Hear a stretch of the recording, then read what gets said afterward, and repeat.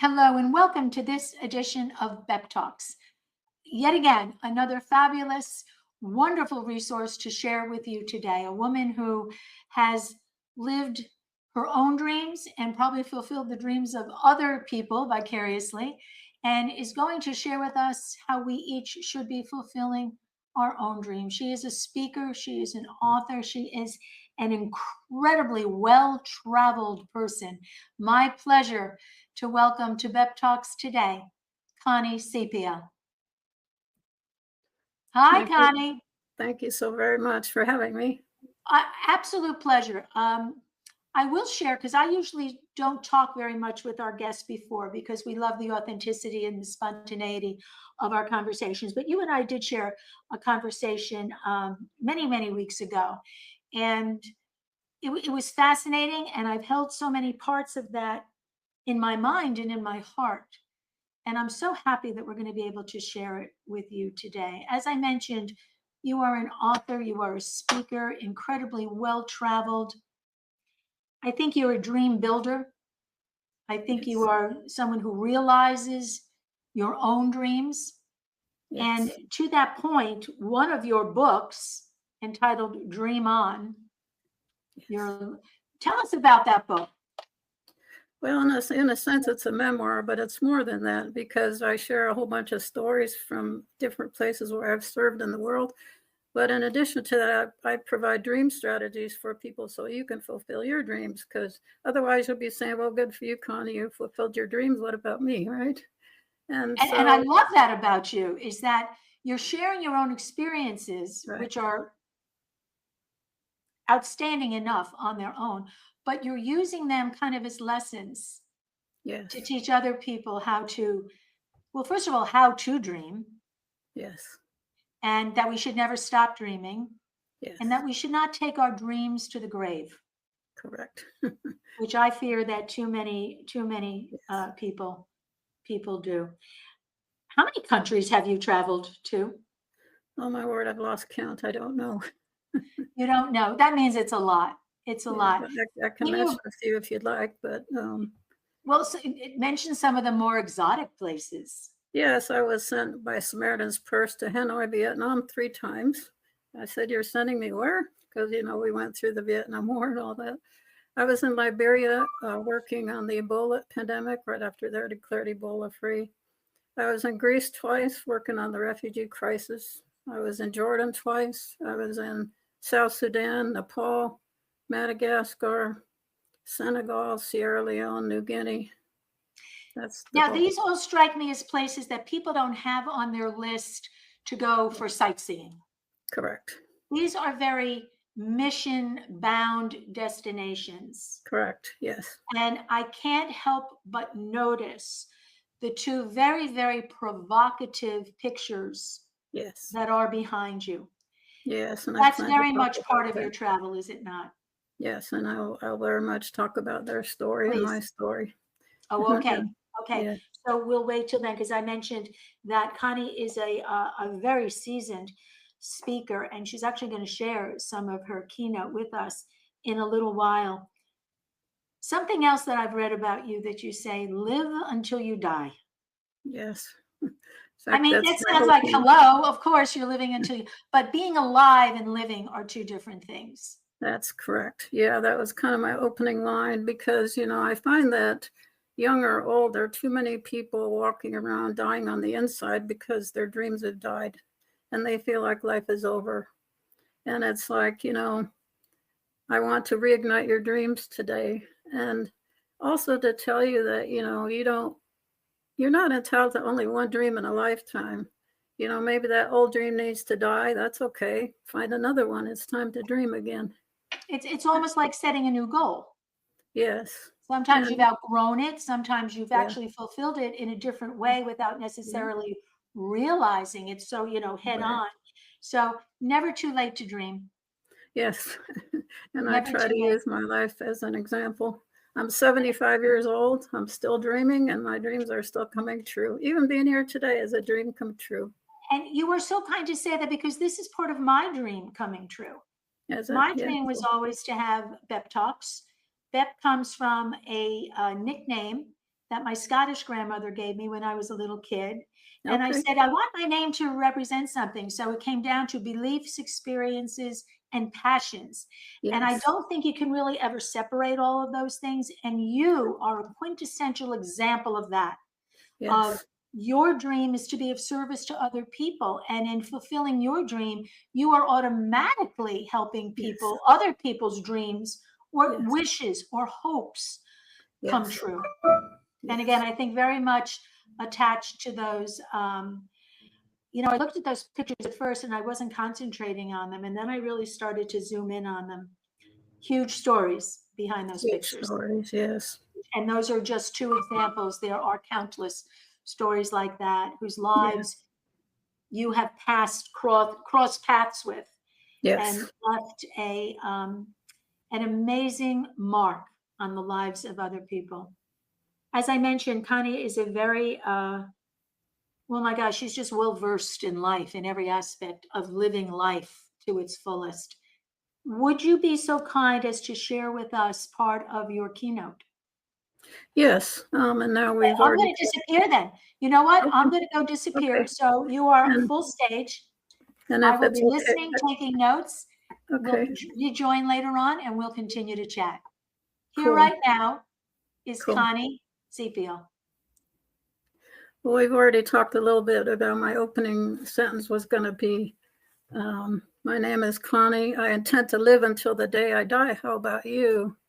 And it's a very pertinent question. It might seem like a no-brainer, but there are a lot of people walking around, like we said, that kind of have died on the inside because they've lost their dreams. And I want you to turn to your neighbor. If you're in a group setting right now, I want you to turn to the neighbor to your left and to your right and say, don't give up. It's not too late. Connie said so. Borrow my faith and borrow my belief in you if you don't have it at the moment. But I'm telling you, it's not too late. And like I said, I speak from experience. I'm so passionate about it that I wrote a book called Dream On. The alarm clock of your life hasn't gone off yet. And this is what I've lived. And again, like I said, you can have more than one dream in life. If that old dream is still there, if you need to resurrect it and remodel it to kind of suit your current circumstances, that's okay too. But if it's an old dream that needs to die, let it die. Come up with a new one. It will add excitement. It will add more excitement to your life, right? Secondly, I want to urge you to look beyond your dreams, which is what we were just talking about. So many dream talks focus on your self-fulfillment, you being all that you can be, and you're fulfilling your destiny, which is all important.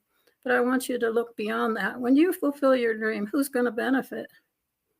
Why don't you think about it? Who will benefit when you finally step into your dream? And people are waiting. They're waiting for you to step into your dream. And after I talk about this experience that I'm going to share with you, at the end, I'd like to talk to those of you who have kids and feel like you can't pursue your dreams right now because you have children. I have an amazing story about that too. So you're probably wondering, who are these people behind me? The lady is known as Celestine. The gentleman is Zamboni. And our dreams brought the three of us together in Madagascar. And the results were transformational and amazing for all three of us. So with your permission, I'd like to share each of our stories because I think it will really bless you to see what can happen. So I'll begin with myself to give it a little bit of context so you know what I'm talking about.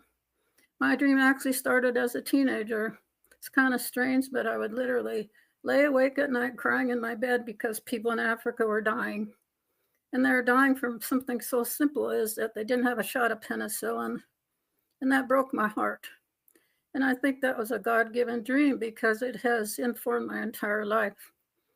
And at the time I thought, well, and my faith is always also important to me. I want to be able to share that. And I thought, well, the solution to all of this is to become a missionary doctor, to become a medical missionary.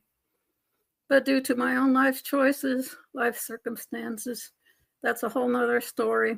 I became an accounting professional. You might be thinking, Connie, that's a far cry, isn't it? But guess what? I never lost my dream. And I've gone around the world being a finance manager for different organizations, a lot of them Christian organizations, and doing humanitarian work and using my accounting skills to support those missions. And I particularly enjoy supporting medical missions. Let me show you this picture real quick. I hope you can see it. So this is, at the time, the world's largest nonprofit hospital ship. She has 5 operating rooms, a laboratory, radiology equipment, and so forth. And I took the ship from Cape Town, South Africa to Madagascar, and that was a 9-day sail. And I lived on board the ship for 7 months, and I worked in the accounting department. But I also had the chance to spend considerable time with these 2 patients. And I'd like to share a bit about their stories. Celestine, there you see a horrible growth coming out of her mouth. And when I looked at it, it looked like a raw tongue. It looked painful, and it would cause her to drool all the time. Just to eat, she would have to pick up that growth just to put food in her mouth. Doctors say she was probably within a year of dying. And she lived in a remote village. So what most people in the West don't realize is that people like these 2 are totally marginalized. They're ostracized in their communities. They're considered cursed. Her village told her, the village said, don't feed her. She's going to die anyway. Just leave her be. And that's the reality in many parts of the world these days. It's hard for us to wrap our head around that. But anyway, she was on her own because her husband and her son had died. And every day she'd walk barefoot to a nearby village that was bigger than hers that had a marketplace. So she would take eggs, vegetables, whatever she could find to support herself. But every day she walked that path. And finally somebody said to her, and the name of the ship that I was on was called the Africa Mercy. Finally somebody said, you know what, the Africa Mercy is coming. Maybe they can help you. But there are several barriers to her beliefs. First of all, she didn't have money to get herself to the ship because it was in a port ways away. Secondly, she probably thought to herself, if my own village won't help me, why would this boatload of foreigners want anything to do with me? And thirdly, probably most importantly, there was a rumor going around the island that if you go on that ship, you'll never come out because they're harvesting people's organs. And if you go on board, they're going to take your organs, you're going to die, and we'll never see you again. So you can imagine all the things that she had to overcome. But one day she got a dream, and her dream was, guess what? What if by chance they could help me? What if, right? So she took action, and you know what her action was? This always gets me. I almost want to call this the name of my speech, 6 chickens. She sold 6 chickens in order to have enough money to get to the ship. I'm sure you've got more than 6 chickens. That was her livelihood. So what about Sambani over here on this side? He lived even farther away. And one day they heard over the radio, the Africa Mercy is coming. So his friends and he got a dream. He lived, it took 4 to 6 people, I forget the exact number. They had to carry him for 4 days on a treacherous trail from his village just to get to a paved road. Then he got on a bus and went, but it was a painful journey for him. And when he got on board, when the doctor saw it, Dr. Parker has been on the ship off and on for 30 years. He had never seen a tumor that size. And after evaluating, he said, Sambani, I got 2 issues. Number 1, I cannot guarantee that you'll survive the surgery. And number 2, I can't do this alone. I need to send for my friend in Seattle and see if he can help me. You know what Sambani's response was? He said, go ahead and do it. I'm a dead man anyway. He would lay on his mat in the village. That tumor was so heavy he could barely lift up his head. He had no quality of life. So he said, go ahead and do it. I'm a dead man anyway. And I get a little bit emotional when I think about the day of his surgery. And I remember, the entire crew held its collective breath and we prayed to God, could you please heal this man? Please help the doctors. Let him survive. 17 people on the crew gave their blood to get him through a 12-hour surgery. And when I talked to the second surgeon later, he said, Connie, it was so miraculous the way this came together, because Dr. Parker probably would have gone so fast. Sambani would have bled out. I don't think you can see it on this picture, but that tumor had created a vascular system all of its own. And he says, I'm so meticulous and detail-oriented, I would have never finished. And when we got in there, everything was so out of place, we barely recognized what we were even looking at. And we're very experienced surgeons. But he said between the two of us, we kept each other in check. And I'll show you their post-operative picture shortly, but let me talk a little bit about Celestine first.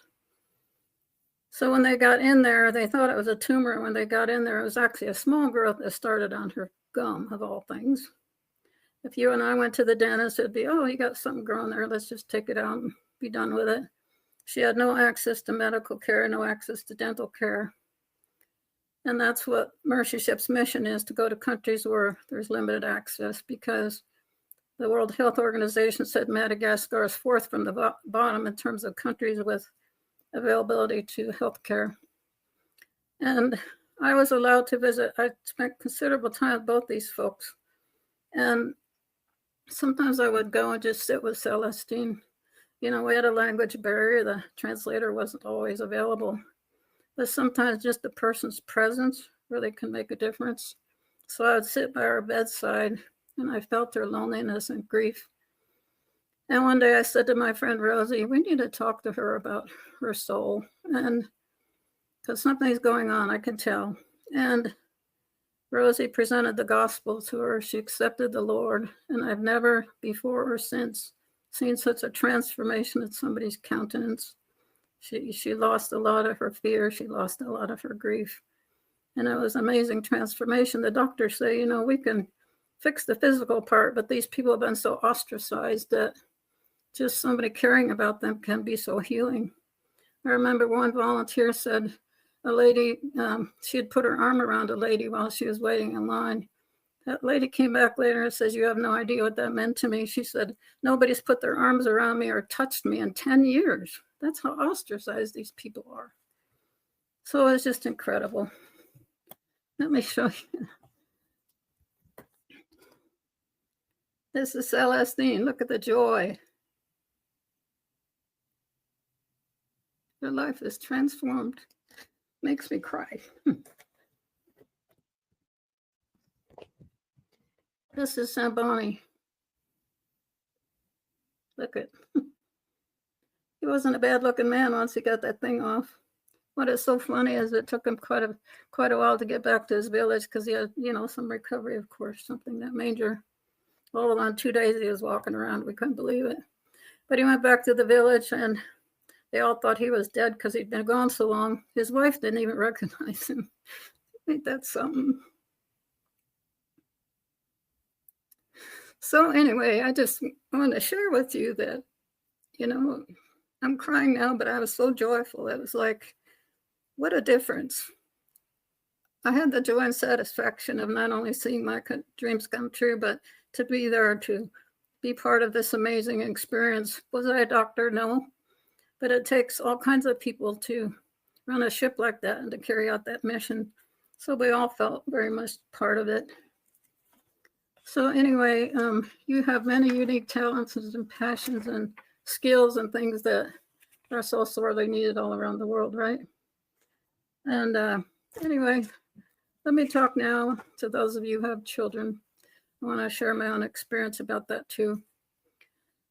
You know, when I first went overseas, I was a divorced mom with 3 kids.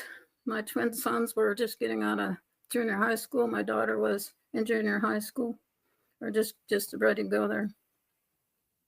And all of a sudden, very unexpectedly, an opportunity came for us to go overseas. I thought, now? I don't know. I always thought, well, maybe when the kids are grown out of the house, I'll go to the mission field. And Mission Aviation Fellowship had lost their finance manager on the island of New Guinea in the South Pacific, which is one of the most primitive places left on the face of the earth. It's kind of like stepping into National Geographic.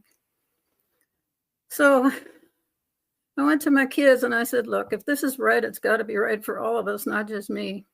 So I said, let's take a vote. One kid said, no way, I don't want to go. Another kid said, yeah, let's go. And the other one said, no, I want to go, but not now.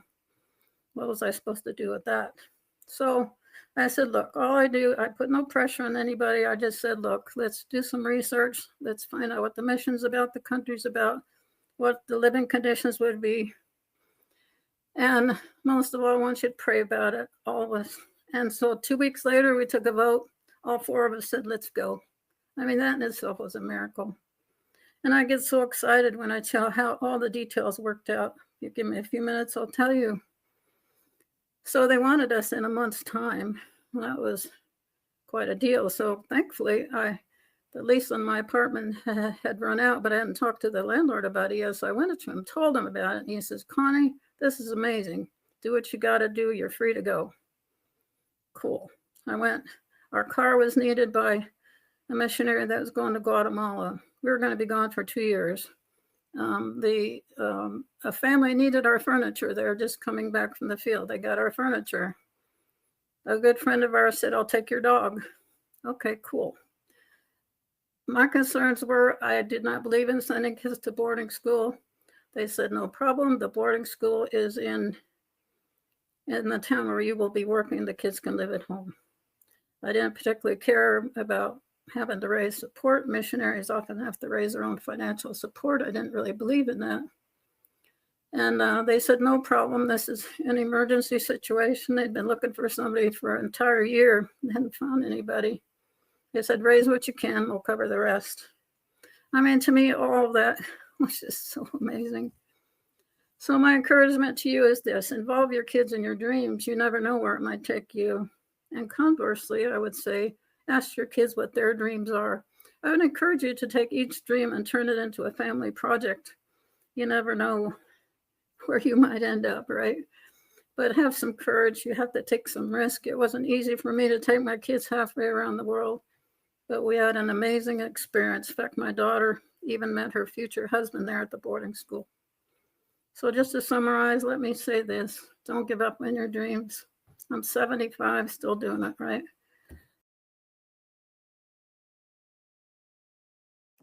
Oops, I hit the keyboard. Sorry about that. That's okay. That's okay. I am back.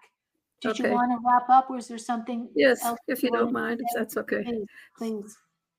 So my encouragement to you is this: don't give up on your dreams. Remember that people are waiting for you to fulfill your dreams because they need what you have to offer. And number 3, involve your kids in your dreams. And I would say this: you have to take action. These two would have died if they hadn't taken action on their dreams, right? And your dream is not going to show up on the front doorstep all wrapped up with a ribbon tied around it and delivered by UPS, right? It's like you must take action. And so, and just one more point and then I'll quit. We're always saying someday I'm going to do this, someday I'm going to do that. And I heard this a while ago. I kind of chuckled, but it's so true. Someday is not a day of the week, and someday is here. So I wrote that book, Dream On. The alarm clock of your life hasn't gone off yet. It's available on Amazon. If you need some further motivation, if you need some tips, strategies about your dreams, feel free to order it, and I think it'll really help you. Connie, it's a rare moment in my life when I say I'm speechless. I am too sometimes. When I think about the life I've lived, I'm speechless too. So often it just seems incredible. And I've just lived an extraordinary life. It's taken a lot of taking action, willing to take risks, having some courage, knowing what's important to you, believing what you've been created to do. And that'll give you just such, what do you want to call it, motivation in life. And sometimes you're in a moment and you can say, can't you? I didn't realize that this was my dream. This was my mission. This was my ministry, my vocation, my calling. Mm-hmm. This is what I've been called to do.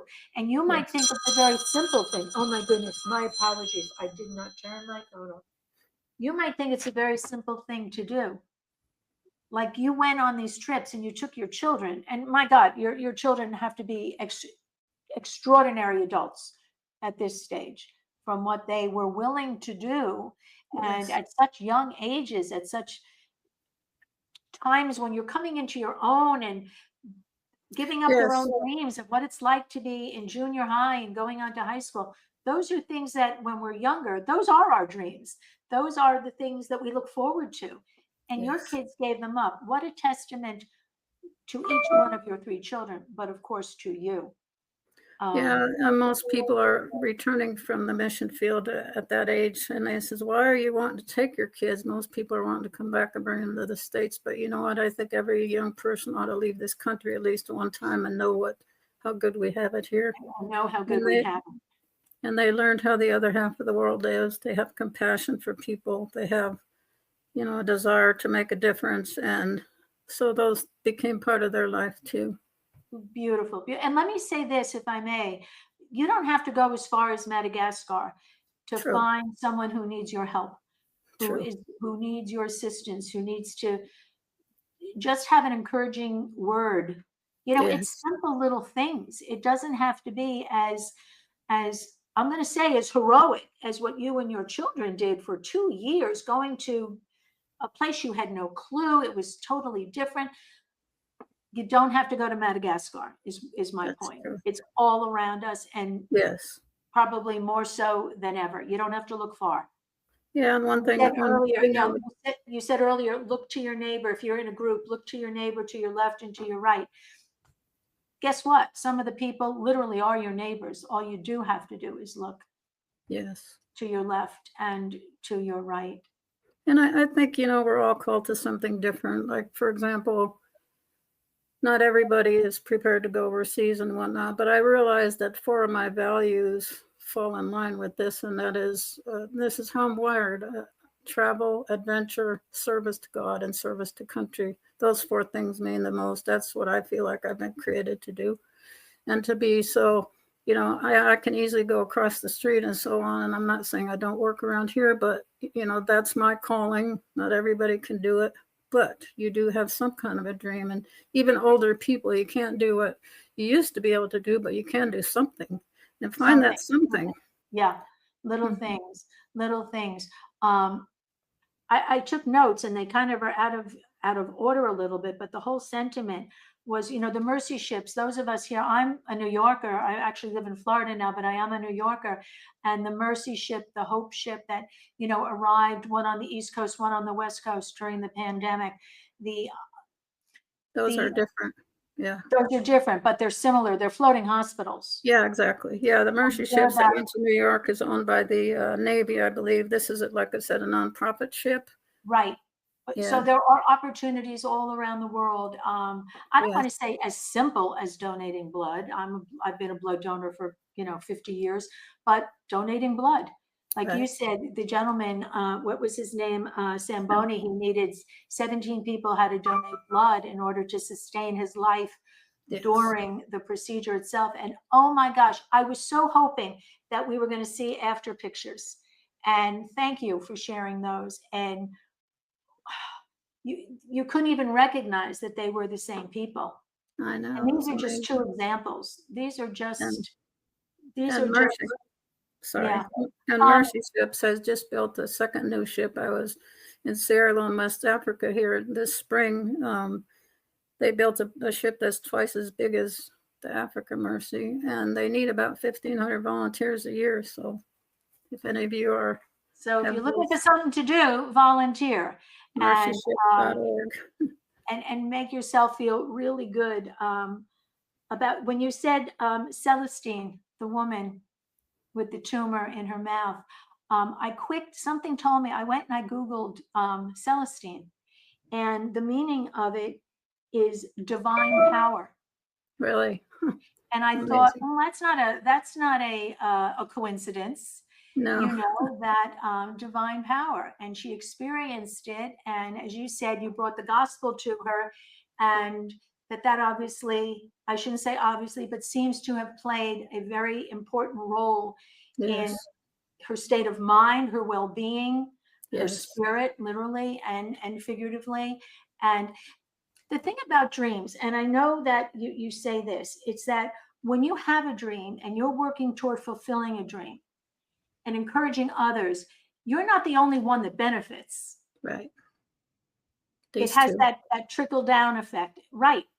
And it Yes. doesn't have to be as profound as that, because my God, that is so profound, those pictures that we see behind you. I couldn't believe his after picture, that was the same man. God bless him.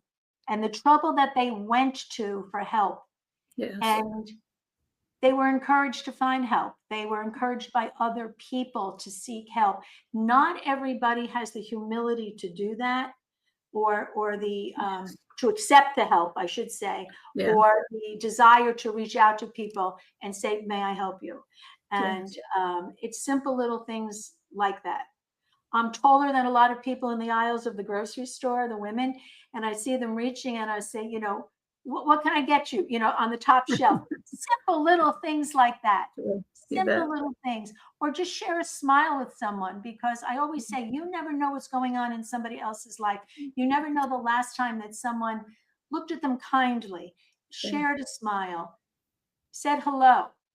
And That's that true. little thing might be just what they need.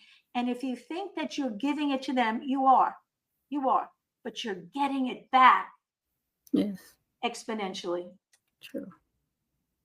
What is your next port of call?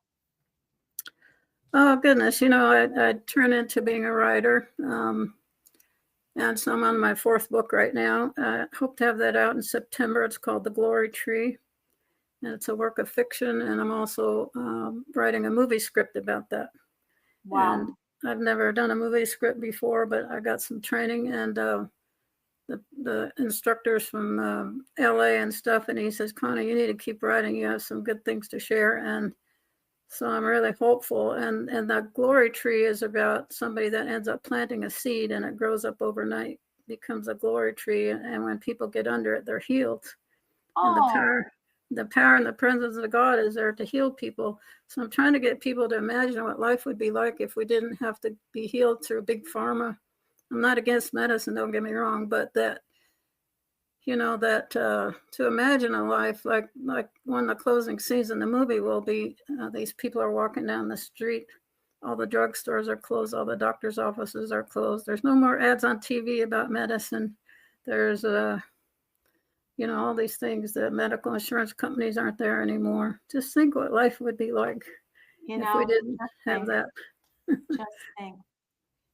So it's very easy to tell other people what to do. No one can volunteer another person.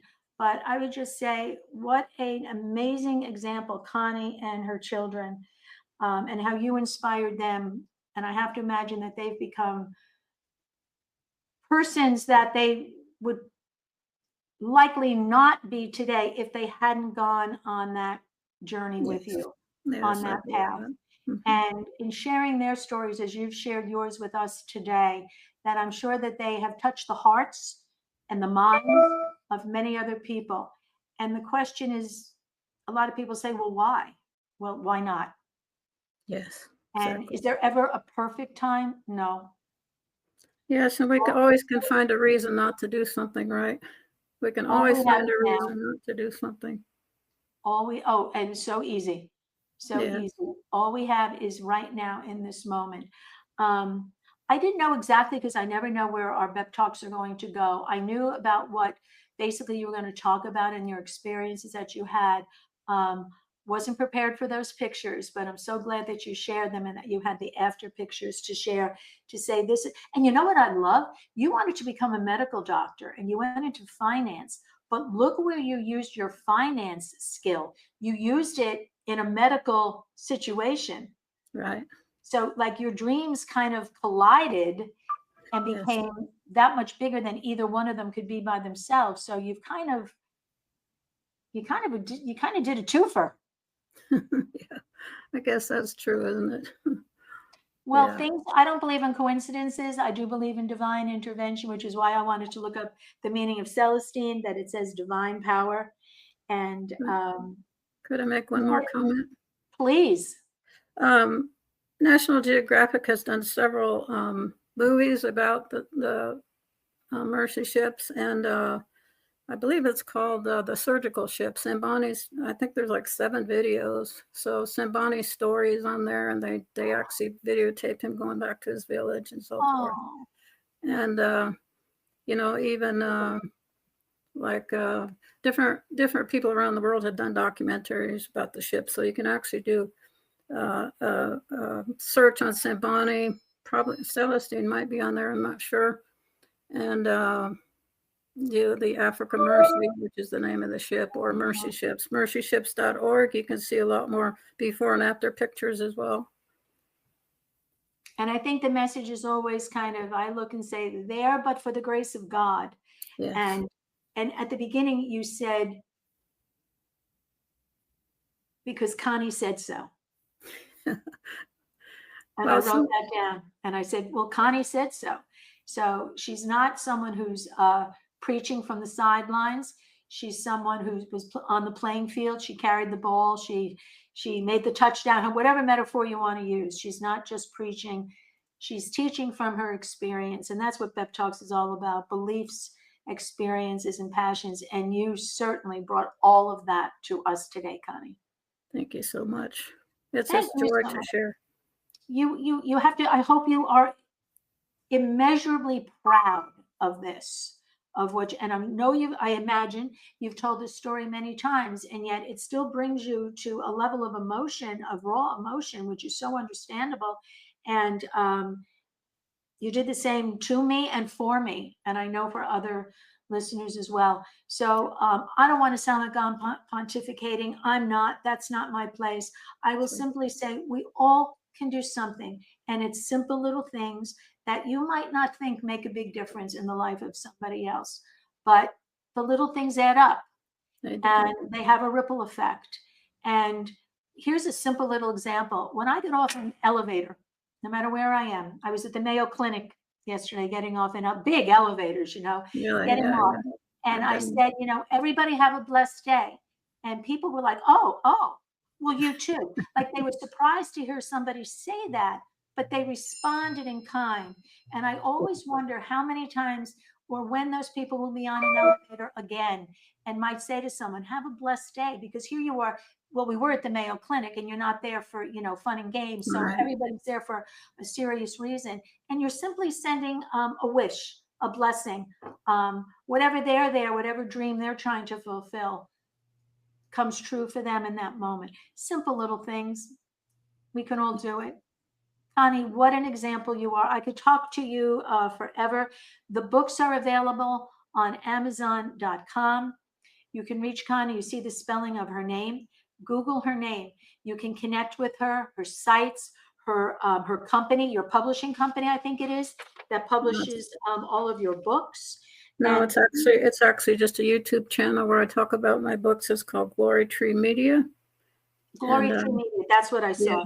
That's what I saw. And my other book is near and dear to my heart too. Is to help people that haven't heard in the church. It's called Wounded No More. And then the other is Memoirs Matter, to help people that are thinking about writing a memoir and don't know where to begin. Start at the beginning, right? Just jump in, start somewhere. And don't we all have a story to share? We do. And you don't have to be rich and famous to share it. No, you don't. You don't. And again, I'm going to say that's what B.E.P Talks is all about. If you have a story, it doesn't have to be nearly as what shall I say, as dramatic, as profound as Connie's story, but we all have a story to share. And I invite you to B.E.P Talks, Beliefs, Experience, Passions. Tell your story. It's worth sharing. It's worth being heard by others.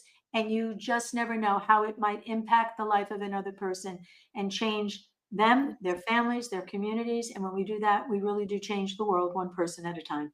Yes. Connie, thank you so much. What an amazing person you are. As we always say at the Global Society of Empowered Women, may the best always be yet to come. And I would say that's a role we can play in the life of another person. Help somebody else's best to arrive, to always be coming, and then gets a little bit better, a little bit better. So thanks everyone for joining today. Be in touch with Connie. As you have heard and seen, she is someone most definitely worth knowing. So until we talk again, everybody, may the best always be yet to come. Thank you. And bye for now.